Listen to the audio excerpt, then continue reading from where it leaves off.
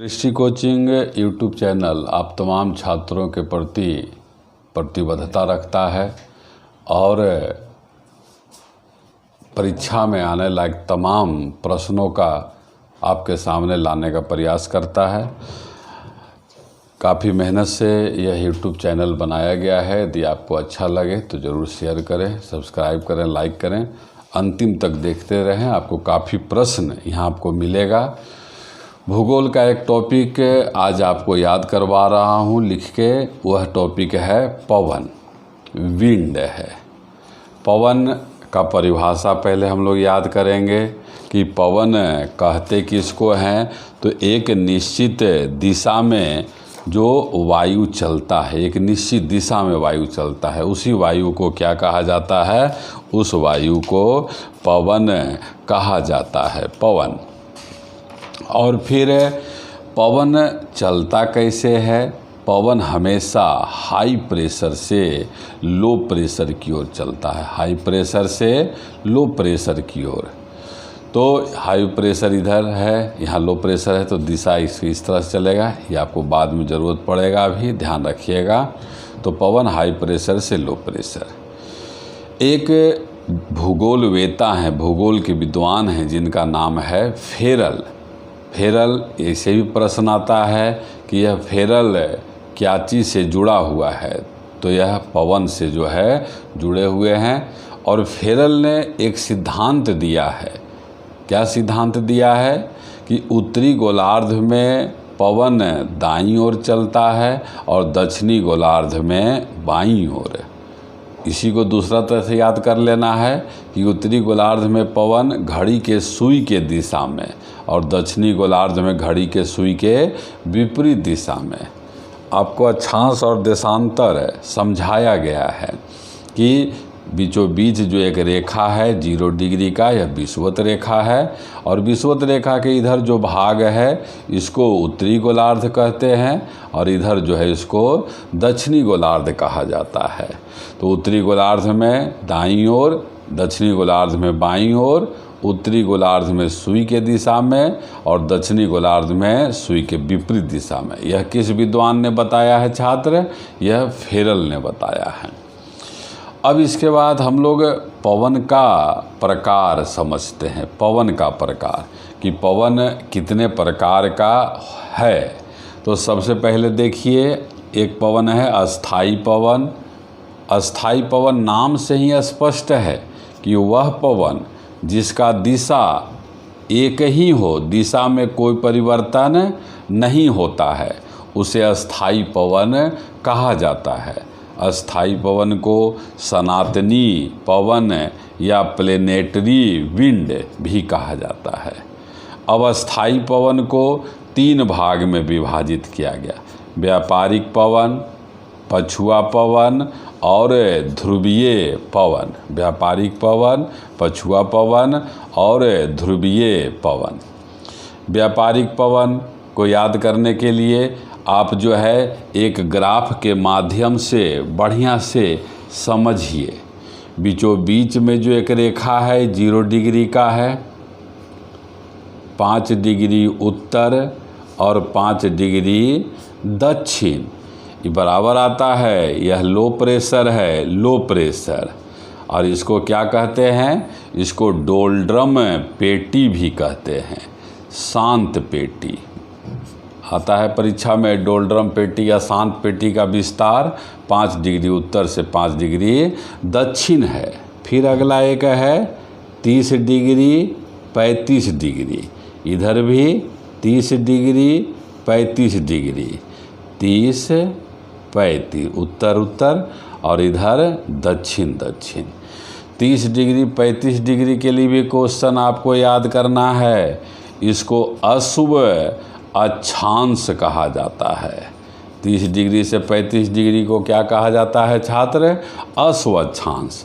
फिर उसके बाद अगला है 60 डिग्री 65 डिग्री उत्तर, 60 डिग्री 65 डिग्री अक्षांश दक्षिण। और यहाँ पर 90 डिग्री उत्तर और 90 डिग्री दक्षिण। अब व्यापारिक पवन जो है यही यहाँ से 30 डिग्री उत्तर से 30 डिग्री दक्षिण। यहाँ पर व्यापारिक पवन प्रवाहित होता है, उत्तरी गोलार्ध में भी और दक्षिणी गोलार्ध में, और इसका दिशा इस तरह से दिशा, और दक्षिणी गोलार्ध में इस तरह से। अब आपको याद करना है, प्रश्न याद करिए। पहला कि व्यापारिक पवन किन अक्षांशों के बीच में प्रवाहित होता है, तो 30 डिग्री उत्तर से 30 डिग्री दक्षिण। अब इसका दिशा भी आपको याद कर लेना है, आता रहता है मैप में, आप जानते हैं। इसको उत्तर कहते हैं, इसको दक्षिण, इसको पूरब और इसको पश्चिम कहते हैं। तो अब देखिए, बढ़िया समझना है, एरो इधर से ही से जा रहा है, इधर उत्तर पश्चिम है, मतलब उत्तरी गोलार्ध में उत्तर पश्चिम से किधर की ओर जा रहा है, दक्षिण पश्चिम। यहाँ क्या है, दक्षिण पश्चिम की ओर। तो उत्तरी गोलार्ध में उत्तर पूरब से दक्षिण पश्चिम। अब दक्षिणी गोलार्ध में याद करिए, देखिए एरो इधर से है, दक्षिण पूरब से उत्तर पश्चिम, दक्षिण पूरब से उत्तर पश्चिम। व्यापारिक पवन का उपनाम आता रहता है परीक्षा में, इसको हम लोग पूर्वी पवन या सन्मार्गी पवन भी कहते हैं। क्या कहते हैं, पूर्वी पवन या सन्मार्गी पवन। पछुआ पवन, वेस्टर्लीज यहाँ है, याद कर लेना है, कभी नहीं भूलिएगा आप। पछुआ पवन समझ के पढ़ना है, समझ के याद करना है, आपका नौकरी लगेगा ही लगेगा इस तरह से। अब देखिए, इस तरह का अभ्यास आप घर पर भी करते रहिए, 1-2 बार बनाकर एकदम याद हो जाएगा। तो चलिए, पछुआ पवन का जो है प्रवाहित होता है कहाँ से, तो यहाँ पर आप देखिए 35 डिग्री से 60 डिग्री के बीच में है। यहाँ 35 है, यहाँ 60 है।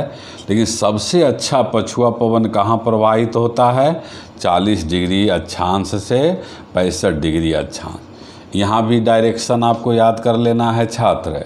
उत्तरी गोलार्ध में देखिए ऐसे है ना, ये देखिए ऐसे है, तो इधर दक्षिण पश्चिम से किधर जा रहा है, उत्तर पूर्व, दक्षिण पश्चिम से उत्तर पूर्व की ओर। और दक्षिणी गोलार्ध में आइए तो यहाँ देखिए इधर से उत्तर पूर्व से किधर, उत्तर पश्चिम से किधर की ओर जा रहा है, दक्षिण पूर्व, उत्तर पश्चिम से दक्षिण पूर्व। अब हम लोग मैप का भी अध्ययन आपको कराते रहते हैं, तो मैप में आप ध्यान दीजिएगा कि जो उत्तरी गोलार्ध है इधर स्थल भाग ज़्यादा है और इधर स्थल भाग दक्षिणी गोलार्ध में कम है, जलीय भाग ज़्यादा है। तो स्थल भाग कम है का मतलब क्या, इधर पर्वत, पठार, जंगल कम है, तो हवा में अवरोध उत्पन्न नहीं होता है, हवा बहुत तेज़ गति से चलता है। तो पछुआ पवन का वेग दक्षिणी गोलार्ध में काफ़ी अधिक होता है और उन पछुआ पवनों को अलग अलग अक्षांश पर अलग अलग नाम से जानते हैं। याद कर लीजिए, 40 डिग्री अक्षांश पर क्या कहते हैं, गरजता चालीसा, बराबर आपको मिलेगा क्वेश्चन बैंक में। 50 डिग्री अक्षांश पर भयंकर पचासा या प्रचंड पचासा, और 60 डिग्री अक्षांश पर चीखता साठा कहा जाता है। अगला आइए, ध्रुवीय पवन। ध्रुवीय पवन के लिए आपको याद करना है, इसे पोलर विंड कहते हैं। और यहाँ देखिए 65 डिग्री से ही है 90 डिग्री, 65 डिग्री से 90 डिग्री, यहाँ पर ध्रुवीय पवन, ध्रुवीय पवन। और इसका दिशा इस तरह से होता है, क्योंकि आपको क्या बताया हुआ है, पवन हमेशा हाई प्रेशर से लो प्रेशर की ओर चलता है। तो पोलर विंड, ध्रुवीय पवन कहाँ प्रवाहित होता है, 65 डिग्री अक्षांश से 90 डिग्री अक्षांश, दोनों गोलार्ध में। और इसका दिशा वही है, डायरेक्शन ध्यान दीजिए, ऐसे ऐसे है, इसी तरह से ये भी है। यहाँ देखिए ई और ई दोनों, मतलब कौन, व्यापारिक पवन और ध्रुवीय पवन का दिशा समान है। अस्थाई पवन आपको क्लियर किए, प्रश्न आता है। अभी यहीं पर देखिए कोई और दूसरा पवन का नाम लिख देता है और पूछता है निम्न में कौन अस्थाई पवन नहीं है। अब अगला ये छात्र, वह है अस्थाई पवन। नाम से यह भी स्पष्ट है कि वह पवन जिसका दिशा सालों भर बदलता रहता है, दिशा स्थायी नहीं होता है, उसे क्या कहा जाता है? अस्थायी। अस्थायी पवन को भी 3 भाग में बांटा गया, मानसूनी पवन, जलीय समीर, स्थलीय समीर, पर्वतीय समीर और घाटी समीर। मानसूनी पवन से जुड़ा प्रश्न आपको याद करना है कि इस पवन का खोज किसने किया? तो एक विद्वान है हिप्पालस। कब किया? 45 ईस्वी में किया था। और मॉनसून शब्द अरबी भाषा का एक शब्द है मौसिम, उसी शब्द से बना है।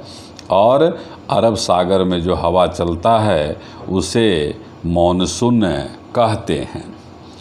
अभी मॉनसून पवन को 2 भाग में याद करिएगा, एक ग्रीष्मकालीन मॉनसून और एक शीतकालीन मॉनसून में विभाजित किया गया है। ग्रीष्मकालीन मॉनसून को दक्षिण पश्चिम मॉनसून कहते हैं और शीतकालीन मॉनसून को उत्तर पूर्व मॉनसून, लौटती हुई मॉनसून भी कहा जाता है। दक्षिण पश्चिम मॉनसून से बराबर परीक्षा में आता है। सबसे पहले वर्षा कहाँ भारत में होता है? केरल में। चूँकि आपको पता है, इस तरह से देखिए, इसे भारत का दक्षिणी भारत का ये भाग है। इधर क्या है? इधर अरब सागर है, इधर क्या है? हिंद महासागर, और इधर बंगाल की खाड़ी है। तो यहाँ पर ही केरल है, यहीं सबसे पहले इसे पवन आता है। तो सबसे पहले वर्षा होता है केरल में। केरल को मसालों का राज्य कहा गया है। यह भी प्रश्न आपको याद रखना है कि भारत के अधिकांश भाग में किस मॉनसून से वर्षा होता है? अधिकांश भाग में। तो आंसर क्या हो जाता है? ग्रीष्मकालीन मॉनसून। अब शीतकालीन मॉनसून। शीतकालीन मॉनसून से जाड़े के दिनों में तमिलनाडु में वर्षा होता है। तमिलनाडु में सबसे ज़्यादा कौन मिट्टी है? तमिलनाडु में सबसे ज़्यादा लाल मिट्टी है।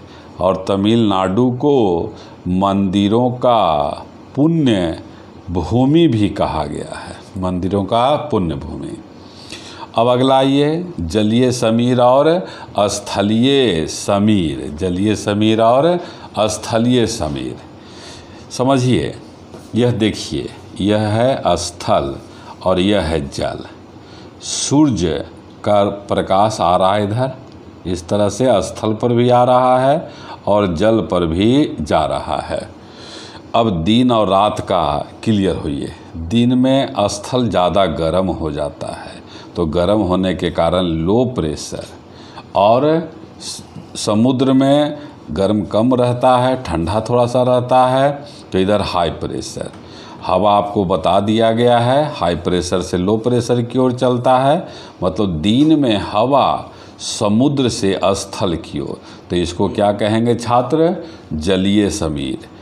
तो सीधा क्वेश्चन आप याद कर लीजिए, जलीय समीर कब चलेगा? दिन में। अब आइए हम लोग रात की बात करते हैं। रात में क्या होता है? स्थल ठंडा हो जाता है। ठंडा होने के कारण क्या होगा बोलिए? High pressure. और इधर पानी देरी से गर्म होता है, देरी से ठंडा होता है, तो ये गर्म है, गर्म होने के कारण लो प्रेशर। तो रात में हवा स्थल से समुद्र की ओर चलता है, जिसे स्थलीय समीर कहते हैं। तो स्थलीय समीर रात में चलता है और जलीय समीर दिन में चलता है। एकदम आपको याद हो जाएगा। अगला है पर्वतीय समीर और घाटी समीर। पर्वतीय समीर और घाटी समीर। अब देखिए, ये आपको पर्वत बनाया गया है, पर्वत बना दिया गया। तो यहाँ पर ही देखिए, अभी सूर्य है, सूर्य है। अब प्रकाश आ रहा है इस तरह से, तो प्रकाश आ रहा है, तो यहाँ पर घाटी गर्म हो जाता है दिन में।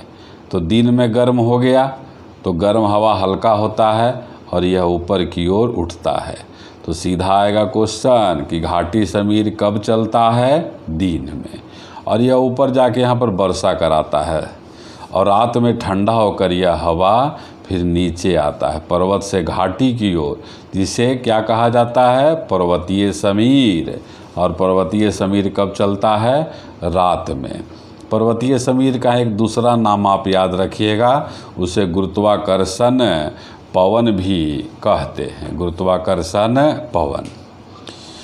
तीसरा है, पहला अस्थाई पवन, अस्थाई पवन, और अब है स्थानीय पवन। नाम से ही स्पष्ट है कि लोकल स्तर पर, स्थानीय स्तर पर जो हवा चलता है, इसको दो भाग में बांटा गया, गर्म स्थानीय पवन और ठंडा स्थानीय पवन। गर्म स्थानीय आप सबको याद है, भारत में गर्मी के दिनों में, अभी गर्मी है, लू चलता है, तो लू कहाँ? भारत में। उसी तरह से चिनूक कहाँ? यूएसए, अमेरिका में। फोन, आल्पस, खमसिन बराबर आता है खमसिन मिस्र में। गिबली लीबिया में। जोंडा अर्जेंटीना में। हरमटन सहारा मरुस्थल, विश्व का सबसे बड़ा मरुस्थल सहारा। सिराको इटली में। विश्व पुनर्जागरण कहाँ हुआ? इटली में हुआ था। उसी तरह से अगला क्या है? ठंडा स्थानीय पवन। मिस्ट्रल कहाँ चलता है? फ्रांस का रोन घाटी में। फिर बोरा युगोस्लाविया में चलने वाला ठंडा पवन है। आपने देखा छात्र, पवन को सरल भाषा में कंसेप्ट का और फैक्ट पर आधारित तमाम प्रश्नों को आपके सामने लाया गया। काफ़ी मेहनत से इसे तैयार किया गया है। यदि यह YouTube चैनल आपको अच्छा लगता है तो इसे ज़रूर सब्सक्राइब करें, कमेंट ज़रूर करते रहें, आवश्यक सुझाव दें। धन्यवाद।